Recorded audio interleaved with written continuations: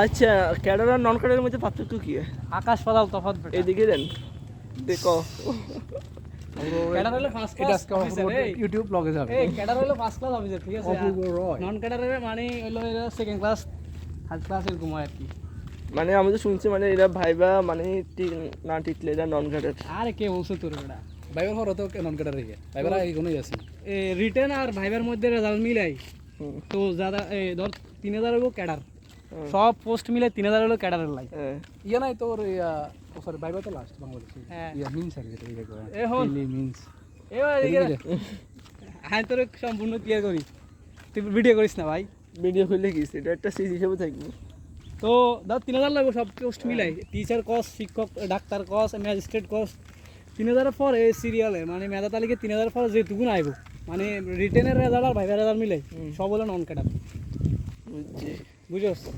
আর 3000 এর ভিতরে আবার এই আসন ভাগ হইব আর কি। ধর প্রথম বলে কি প্রফেশন কেন প্রথম হলো অ্যাডমিন, ইয়া সরি সচিব, ফরেন ক্যাডার, পররাষ্ট্র মানে যেগুলো ওই ইয়ে হয় পররাষ্ট্র, ফরেন ডেলিগেট হ্যাঁ পররাষ্ট্র ইয়েটি হয়, তোর কমিশনার হয়, রাষ্ট্রদূত আর বিভিন্ন দেশের তারপর যায় ইয়ার হইতে আবার ইউএন ইয়েতে থা বাংলাদেশে কয়েক গিয়ে ইয়ে শান্তি মিশনে বা জাতিসংঘে থাকে প্রতিনিধি, তারপরে সার্কে প্রতিনিধি থাকে। এগুলো তো ভালো বেতনও স্কেল মনে ভালো আরে হাই ভাই স্কেলের ডলার হিসেবে ফ্যামিলির ইয়ে দেয়া রাষ্ট্রদূত যেগুলো মানে ফরেন কাটারে যেগুলো হয় একদম লাইন লাইফ পুরো পুরো ফ্যামিলি তো পুরো একবার ইয়ে থা মানে এগুলো বেতন কেন টাকা হিসেবে না, ডলার হিসেবে।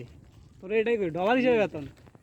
তারপরে যে দেশে চাকরি করবে সেই দেশের তুলে হাইব, এই দেশের তুলে হাইব, আর সুযোগ সুবিধা তো সেই লাইফ সেই ও লাইন মানুষ করার লাই, তারপরে তো চিকিৎসা ভাতা এই ভাতা।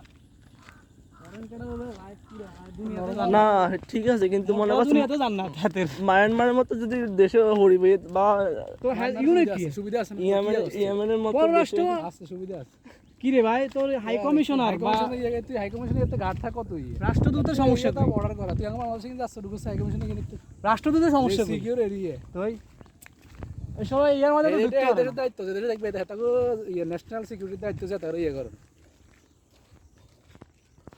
তারপরে যে যারা বেশি উন্নত দেশ এরা তো ওই নিজের দেশের তো সিকিউরিটি গার্ড আনি গার্ড হিসেবে রাখে, যেমন আফগানিস্তানের একসাথে আমেরিকান সৈন্য করে এইগুলো রাষ্ট্রদূত টুটিগুলো গার্ড দিবার লাগে।